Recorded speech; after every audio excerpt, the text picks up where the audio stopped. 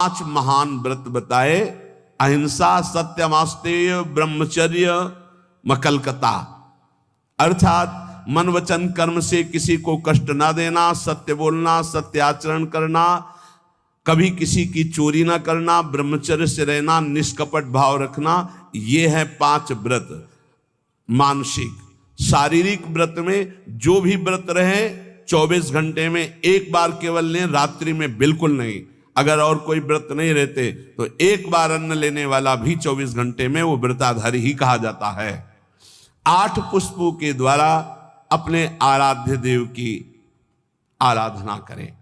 गृहस्थ में उतना ही अपना अधिकार माने। बोले यावत् ध्रियते जठरम तावत् स्वस्त्वम ही देहिनाम अधिकम यो भी मन्येत सस्तेनो दंडमर्हति। जो गृहस्थ में होकर ये अभिमान करता है कि मेरी इतनी संपत्ति, मेरा इतना बैंक बैलेंस, मेरा मेरा मेरा इतना, वो दुर्गति को प्राप्त होता है। सब कुछ प्रभु का दिया हुआ है। बिल्कुल सरल भाव से समझ लो। नाथ सकल संपदा तुम्हारी, मैं सेवक समेत सुत नारी। और जितना प्रसाद उदर में गया और जितने में शयन किया उतना ही। ये सब प्रभु की वस्तु है। जब जहां जैसे प्रभु चाहे वैसा प्रयोग करे। मैं तो सेवक हूं। यदि ऐसा नहीं मानता और अपने को मालिक समझता है तो बोले वो दंड का अधिकारी हो जाएगा, माया फंसाकर उसकी दुर्गति कर देगी।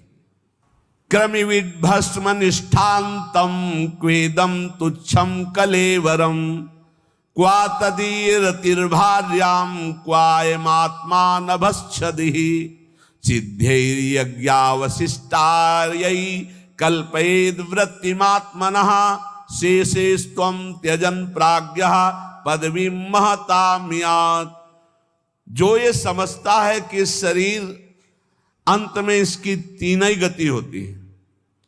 या जला दिया गया तो राख बन गया, गाड़ दिया गया तो कीड़ा दिखा करके, और अगर जल में फेंक दिया गया तो जल जंतु खाकर। इसकी यही गति होती है। या जमीन में दबा दिया गया, आग में जला दिया गया, बाहर फेंक दिया गया। इस शरीर को तुच्छ समझे। क्रमि विड भस्म निष्ठांतम क्वेदम तुच्छ कलेवर। ये बहुत तुच्छ कलेवर है। इस शरीर में आसक्ति करके चाहे गृहस्थ हो चाहे विरक्त, दुर्गति को ही प्राप्त होता है। फिर इस शरीर के संबंधी स्त्री पुत्र परिवार आदि, ये तो अपनी अंतरात्मा को भ्रम में डालने वाला बहुत बड़ा जाल है। एक वैसे ही जड़ चेतन की ग्रंथि, ऊपर से और ये ममता की ग्रंथि। गृहस्थ को चाहिए कि प्रारब्धवशात जो भी आपको प्राप्त हुआ है, धन संपत्ति आदि, वो प्रभु का है ऐसा माने। त्वदीयं वस्तु गोविंदम तुभ्यमेव समर्पये। और प्रसाद से अपना जीवन निर्वाह करे। उसे यज्ञ अवशिष्ट कहते हैं, भगवान को अर्पित करके। जो बुद्धिमान पुरुष शरीर पर अभिमान नहीं करता, वस्तुओं की प्रभु की मानता है और नाम जप करता है, तो इस शरीर को त्याग कर वो संतों के पद को प्राप्त होता है। कह रहे शेषेस्त्वं त्यजन प्राज्ञः पदवी महताम्यात्। जो संतों की गति होती है वही उस गृहस्थ की गति होती है। चाहे गृहस्थ हो चाहे विरक्त, उनको इन दोषों पर विजय प्राप्त करना ही होता है भगवत प्राप्ति के लिए।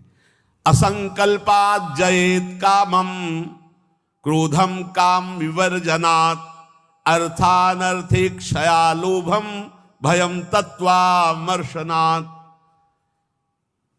काम पर यदि विजय प्राप्त करना है तो उपाय बता रहे हैं। असंकल्पात् जयेत कामम, काम का भोग का संकल्प न बनने पावे, बस तो आप बचा ले जाओगे अपने आप को। यदि मैं भोगूंगा ऐसा संकल्प बन गया तो आप नष्ट हो जाओगे। प्रायः काम की चतुरता कोई नहीं जान पा रहा है। बहुत ये अंदर का चिंतन किया हुआ विषय आपको परोस रहे हैं, अगर आप पा पाओ। काम मन में अहम में जो ही आया तो पहले ये हमको लपेटता है। हम समझते हैं मुझे देखना है, मुझे छूना है, मुझे भोगना है। जहां ये आया बस आपका काम खत्म। वो अपना काम करवा लेगा।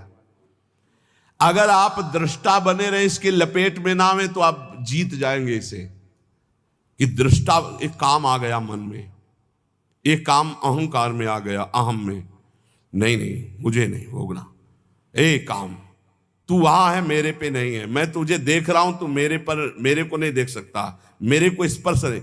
हम भूल करके उसके लपेट में आ जाते हैं, तभी हम कामी कहलाए, तभी हम परास्त हो जाते हैं। असंकल्पात जयेत कामम, संकल्प ही मत बनने दीजिए। कब संकल्प बनता है? ध्यायतो विषयान पुंसा संगास्तेषु उपजायते। जब हम विषयों का चिंतन करते हैं, देखा सुना बोला बातचीत की, उसका चिंतन बना, तो ध्यायतो विषयान पुंसा संगास्तेषु उपजायते। अब उस भोग करने की संकल्प वृत्ति जागृत हो रही है। कब? जब उसका चिंतन किया, उसको देखा, उसका सुना, उसका मन। इतना समय क्यों दिया? ये गलती क्यों की? असंकल्पात जयत कामम। तुमने समय दिया, संकल्प बना दिया, अब तो तुम्हें भ्रष्ट होना ही पड़ेगा। अब तुम्हारे पास रह नहीं गया कुछ बचाने के लिए, ले जाएगा, नष्ट कर देगा, तुम तन्मय हो गए। काम से बचने का उपाय बता रहे हैं, ध्यान ना होने पावे, संकल्प ना बनने पावे। ध्यायतो विषयान पुंसान संगास्तेषु उपजायते, संगात संजायते कामा, कामात् क्रोधो भी जायते। क्रम है, क्रोधात् भवति सम्मोहा, सम्मोहा स्मृति विभ्रमः, स्मृति भ्रंशात् बुद्धिनाशो। बुद्धि, ये श्लोक पढ़ने में देर लगा है, उसको ये सब करने में देर नहीं लगती। असंकल्प के द्वारा, मतलब संकल्प त्याग के द्वारा, भोग का संकल्प ही ना होने पावे तो आप काम विजयी हो सकते हैं। इसीलिए कहते हैं राधा राधा राधा राधा। जब आपके अंदर वो चक्रव्यूह रचना रच रहा हो काम के चिंतन की, उसी समय तोड़ो, राधा राधा राधा राधा। वो कहेगा चुप रहो, नाम मत जप करो, मेरी बात सुनो। आप सुनना नहीं, मैं देख रहा हूं कि तू काम है, मेरे में नहीं है, तू मन में है, अंतःकरण पे है, अब मैं तेरे को देख लूंगा। खत्म हो जाएगा। बहुत डरपोक है सब। यदि नाम चल रहा है और आप अपने को दृष्टा माने, आप में कभी काम था ही नहीं, आप में कभी काम है ही नहीं, आपको कभी काम परास्त नहीं कर सकता, क्योंकि आप भगवान के अंश हैं। ये मायावी आप पर प्रहार नहीं, आप अपने स्थान से चूक गए और आपने जो ही ये स्वीकार किया शरीर भाव से कि मैं पुरुष, मैं भोक्ता, अब मारेंगे आपको। यही गलती हमें फंसा रही है। क्रोधो काम विवर्जनात्। क्रोध कब आता है? जब हमारी इच्छा के विरुद्ध कोई कार्य करता है, तब क्रोध आता है। हम चाहते हैं कि आप शांत बैठिए, आप अशांत होकर के बोलने लगेंगे, हमें गुस्सा आ जाएगा। हम चाहते हैं धर्म से चलिए, आप अधर्म से चलेंगे, क्रोध आ जाएगा। हम जो चाहते हैं उसके विपरीत जब होता है तब क्रोध होता है। तो ये जो हम चाहते हैं, भले हम धर्म चाहते हैं, शांति चाहते हैं, मंगल चाहते हैं, तो ऐसी चाहत संभाल के कि बाहर अशांति, अंदर अशांति प्रवेश न कर पावे। अगर बाहर कोई अशांत हो रहा है तो जोई जोई प्यारो करे, सोई मोई भावे। शांत, आप तो शांत रहिए, अशांति आपके अंदर न जाने पाए, क्योंकि आप शांति प्रिय हैं।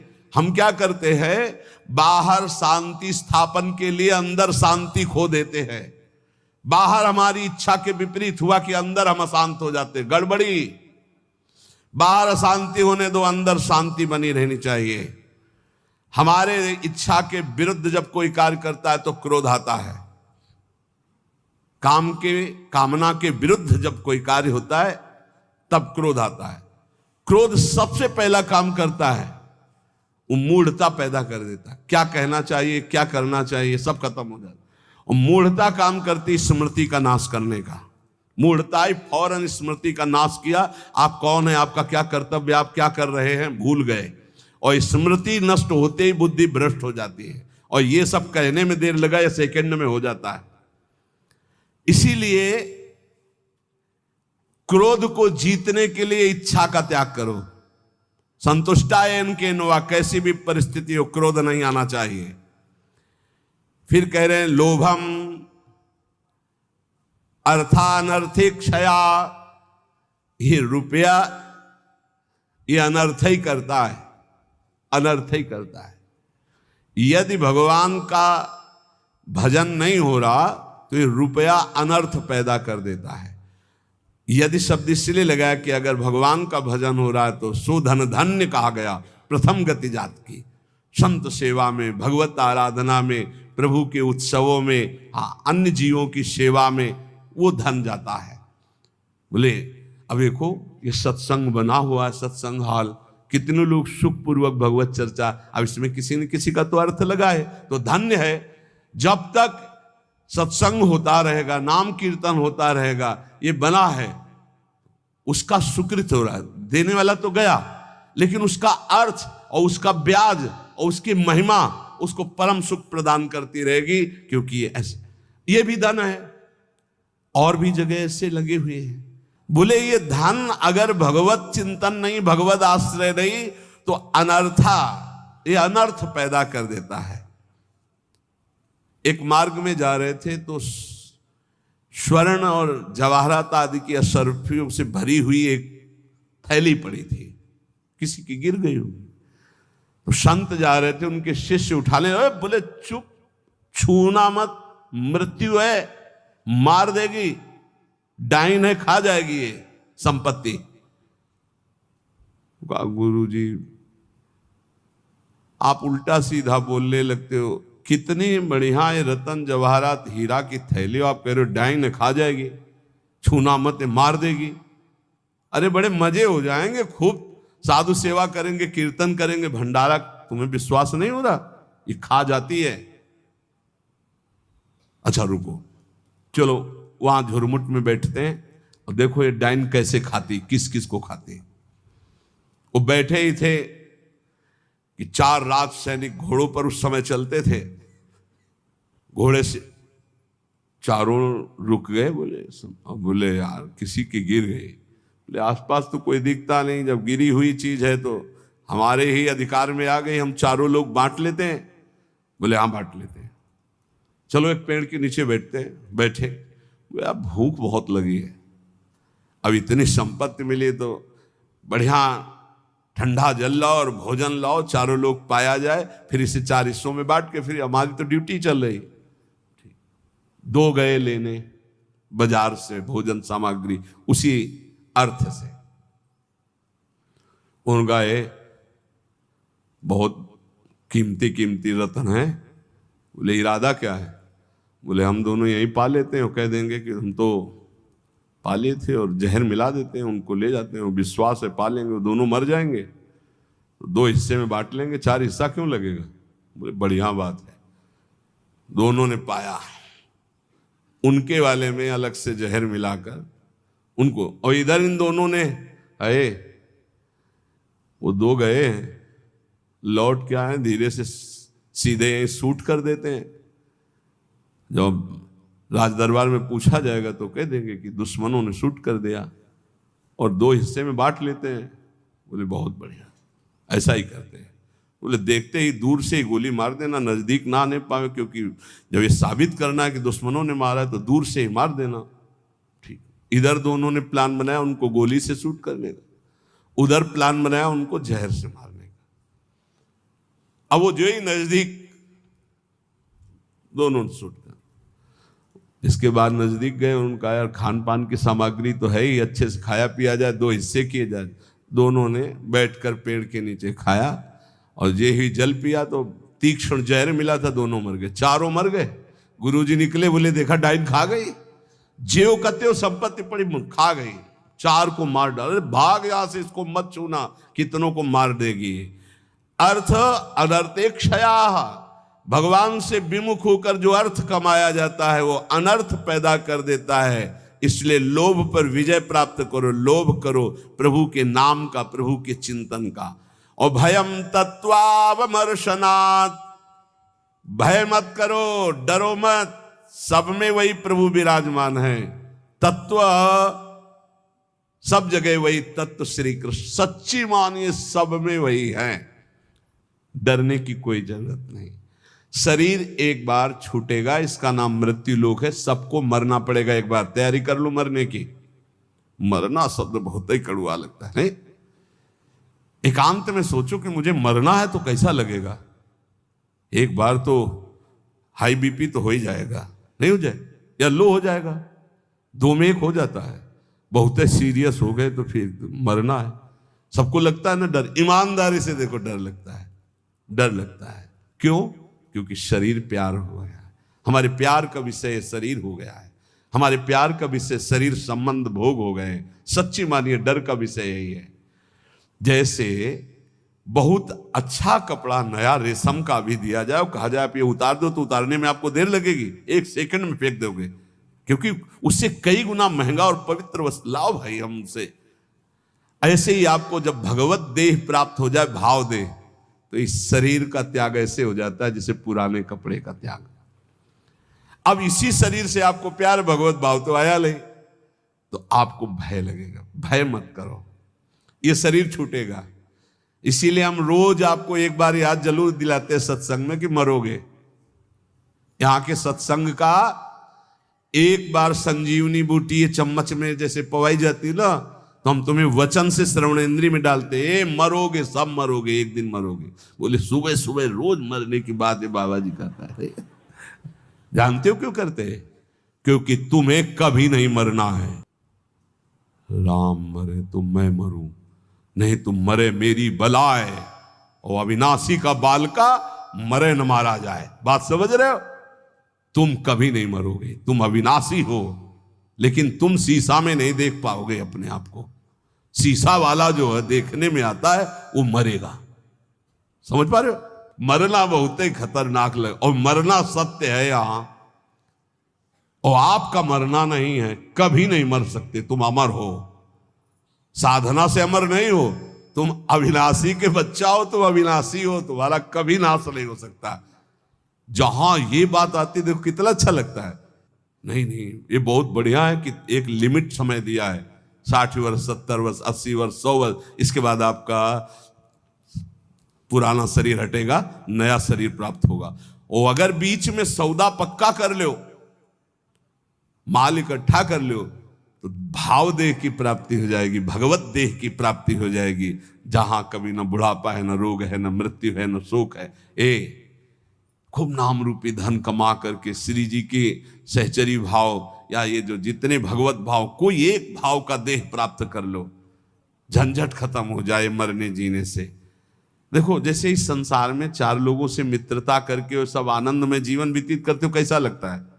ऐसा लगता है यहीं से जाना ना पड़े। देखो बाबा जी भी बन गए तो ऐसा कभी किसी को नहीं जानते थे, अब ऐसा लगता है जिनको हम जान गए यही सब बने रहे, इनके बीच में हम रहे, और ऐसे भोग लगता रहे, ऐसे आरती होती रहे, और ऐसे नाच गाना गाते रहे, ऐसे गाते रहे, नाचो रहे। मरने वाला चक्कर नहीं होना चाहिए, ऐसा लगता है ना। और अगर यही हम प्रगट में श्री जी के समीप हमारे प्रिया प्रीतम विराजमान है, और हम भाव देह में हैं, और वहां मरना नहीं है, वहां 56 भोग लगना है लेकिन शुगर नहीं होना है, खूब पकवान पाना है लेकिन लीवर नहीं खराब होना है, खूब अच्छे अच्छे पदार्थ पाने हैं लेकिन ब्लड प्रेशर हाई लो नहीं होना है। कल एक भक्त बड़े भोले थे, उन्होंने कहा पकवान का भोग तो हम इसलिए श्री जी के नहीं लगाते कि मुहासे हो जाएंगे श्री जी के, और लालजू को फिर अच्छा नहीं लगेगा, इसलिए हम आंवला जरूर भोग लगाते श्री, हमें अच्छा लगा। चलो उनको मालूम नहीं है पर भाव तो अच्छा है ना। सच्चिदानंद विग्रहाय सांद्रानंद प्रेम मूर्ति के, पर बहुत अच्छा लगा उसका भाव कि वो अपने भाव में तो डूब रहे हैं कि श्री जी को अगर मुहासे हो गए तो लाल जी को पसंद नहीं आएगा, ऐसा